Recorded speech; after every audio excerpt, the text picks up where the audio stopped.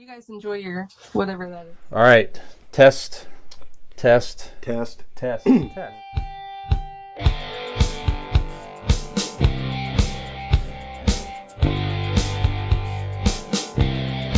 one more big death. Usually seems like celebrity deaths come in A three. python-sized death, you might say. Sorry, I should. Yes, you're right. So we're shooting this on Thursday, July 24th, just today. Hulk Hogan passed away, aged 71. He debuted wrestling in 1979 and retired in 2012. I think he was a poor man. It was a cardiac arrest, it seems, in his home in Florida. So, I mean, if you're an even casual wrestling fan, I mean, you know, certainly. Oh, well, and there he is. Our resident casual wrestling fan. Yes, channeling his energy to Zennial Dean. Now, Dean, certainly you're the. I couldn't hear Hulkamania just may be about ready to run wild on this podcast. 24-inch pythons, baby. Well, at least 24, 2.4? centimeters. Or, yeah.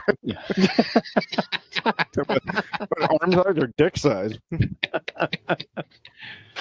Dean looks like he's channeling the energy of Macho Man and Hulk Hogan in a weird way, something like that. But you have a Slim Jim over there, or that's the only kind of slim thing I got is a Slim Jim. Gen X Brian here from the Convincing Idiots podcast. If you're enjoying our show, tell a friend. And if you're not, well, tell two enemies.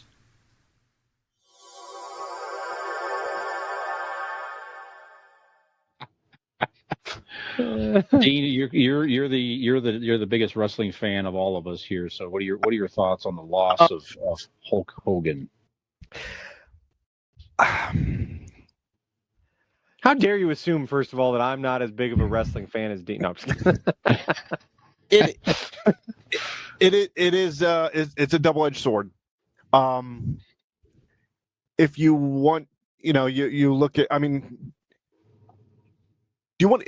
Maybe you should ask the question of the week. All right, we'll just go into our Ask the Idiot question of the week. So, sense of where my brain is right now. That's okay. So the Ask the Idiot question of the week here, very simply, is would pro wrestling be what it is today without the influence of Hulk Hogan? So work that into your thoughts, Dean, as you think through as you reflect. I reflect. Okay. So, because I needed that question to be asked, because that is the good part of where my brain is. I grew up as a Hulkamaniac. I had the poster on my wall. You wait up for Saturday night's main event once a month. You watch the WrestleManias. You Saturday morning. Either Superstars of Wrestling or you watched the Rockin' Wrestling, the cartoon.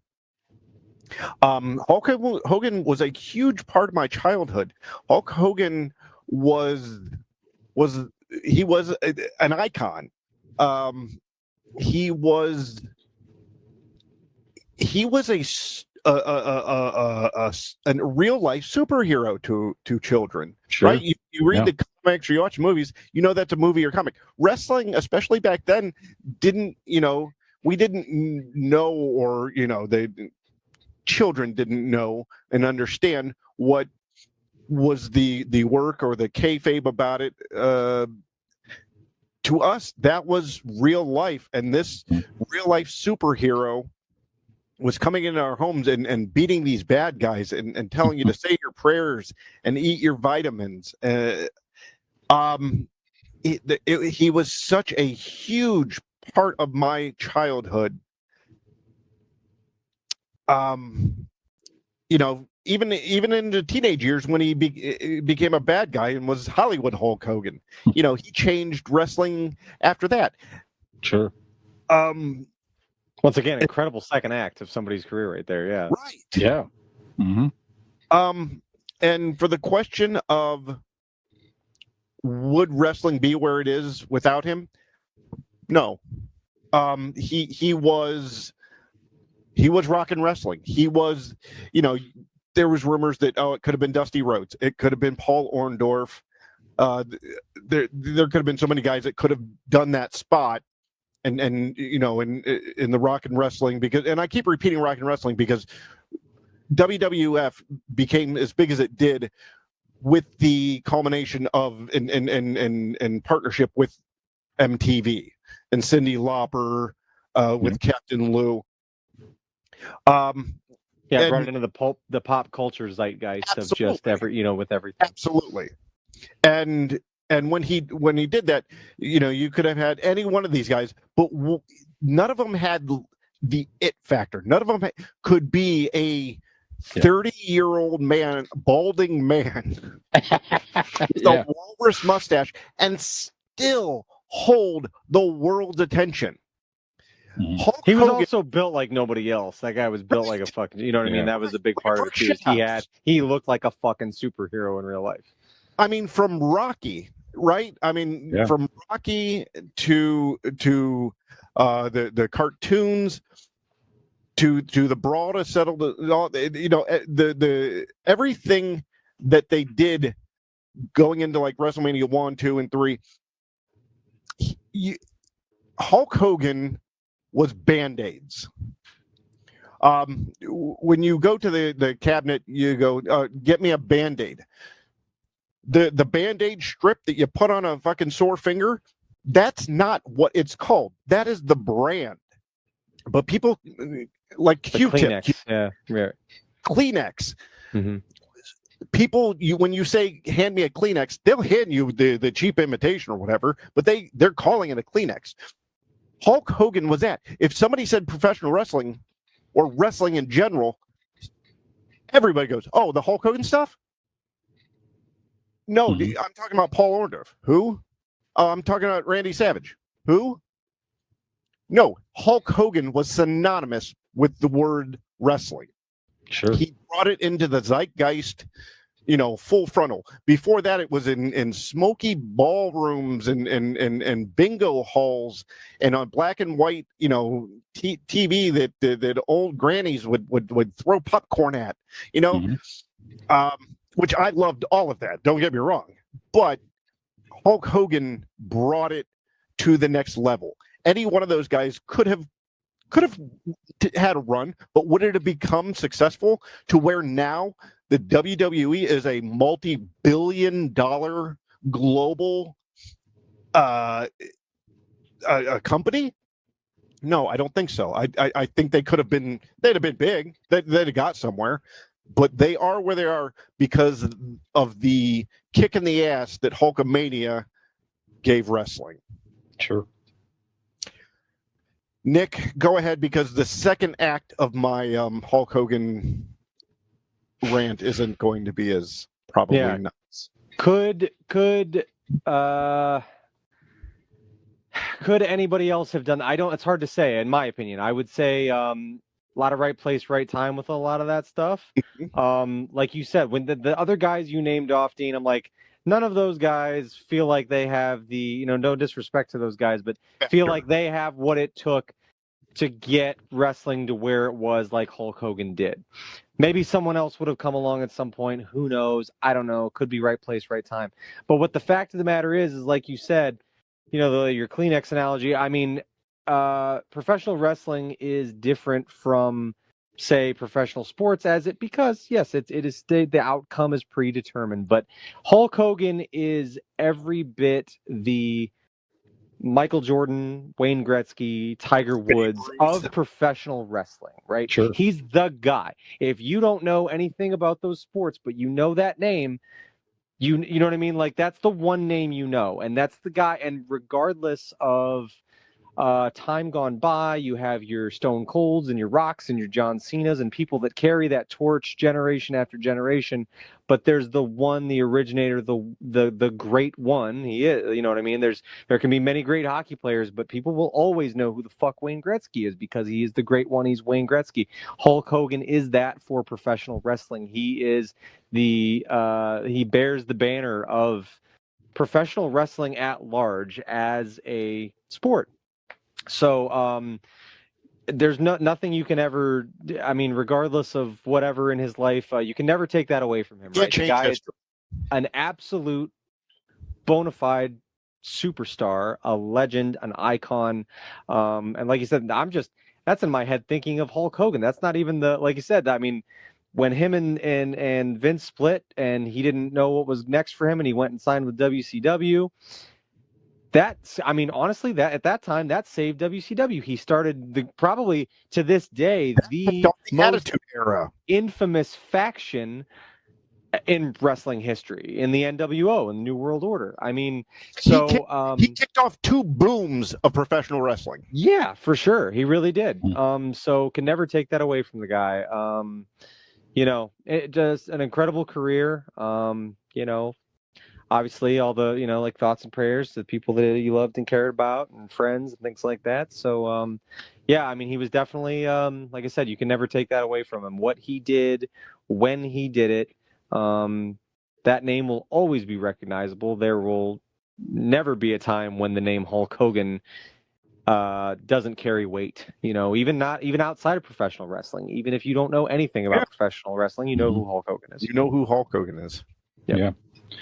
I mean, I've always been as a very casual fan, but even as a kid, if it happened to be on in the background or something like that, Hulk Hogan came on, I stopped what I was doing, and that would be one match I would pay attention to. And I remember also, Dean, back in the '80s, he was the first professional wrestler to grace the cover of Sports Illustrated. He was That's right. big and popular at the time. That sort of helped, quote unquote, legitimize pro wrestling a little bit more. Now it's known as a sport kind of entertainment, and there's a whole big write up in Sports Illustrated, which I'm sure brought on some additional viewership just from that article and feature alone. But there he was, right on the cover. I remember I had these thumb wrestlers too.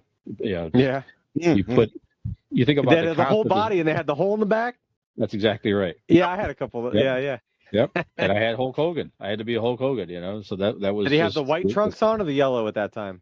I guess white. It was, white trunks with red knee pads there, knee guards, whatever you want to call them. I think that's right. So yeah. But anyways, yep. So that's the good stuff. Some of the stuff's not so good. So you want to mention anything there or what, Dean? Or not so much. Dean's breaking out that file right now. He's looking down to see what he's. No, you got to touch on it. I think it's disingenuous of us not to touch on it. Later in his career, he got into a mess with what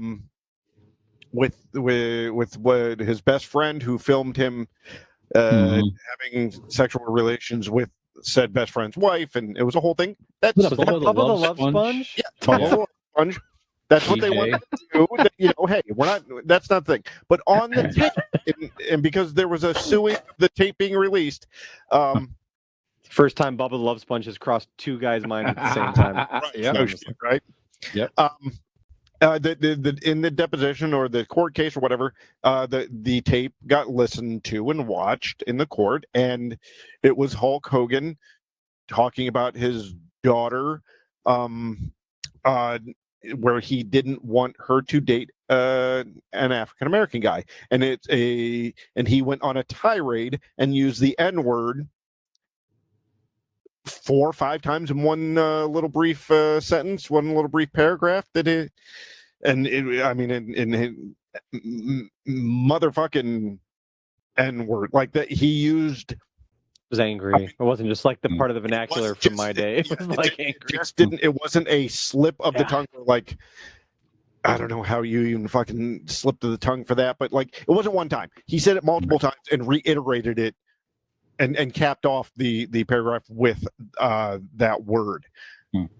There's no excuse for it. And I think what a lot of also with a lot of professional wrestlers, especially in the WWE, from my understanding, what their anger comes from is he went there and was supposed to like apologize to them, and he had a whole team meeting where everybody had to sit down, and he was more apologizing that it came out and never actually apologized for what he'd said.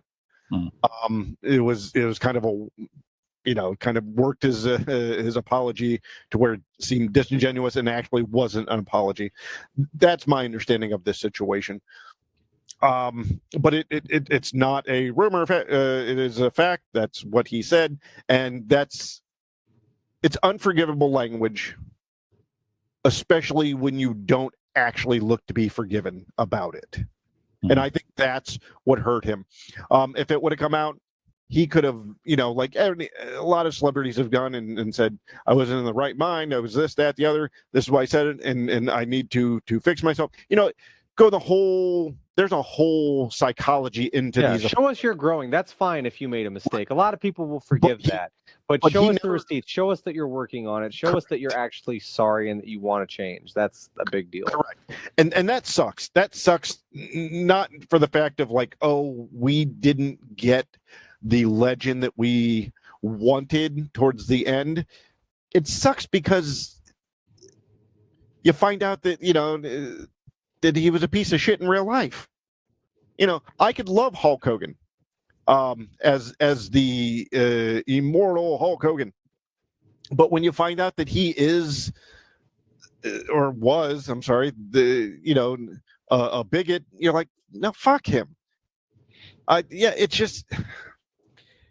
It's like I said earlier, it's a double-edged sword. I love my childhood. I love the Hulk Hogan character, but when it comes to find out that Terry Bollea is a racist fuck, sorry, I got no time for that. But I can go back and watch WrestleMania 3 and watch him slam Andre the Giant and still enjoy that. We've talked about this before. I can enjoy Michael Jackson songs. And I know, yes, strike up the band, boys, but I can go ahead and enjoy Kevin Spacey movies. Yep. You would. Nothing. Thank you. There you go. But I can enjoy all that and still separate both. So yeah. Did you just see that shit? If you liked what you saw, like and subscribe. Come back. You're gonna wanna.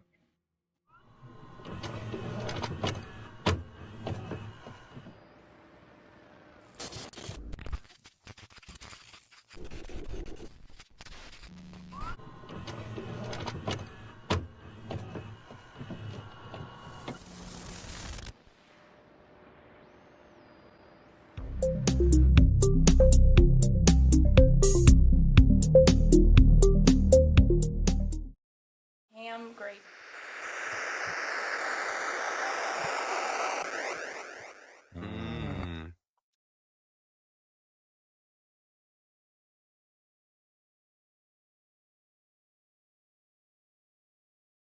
Let's start the show. All right, use which one you want. The second, I don't give a shit. Goddamn tongue tied at the bottom. You had so much more in my head. I'm like, that's.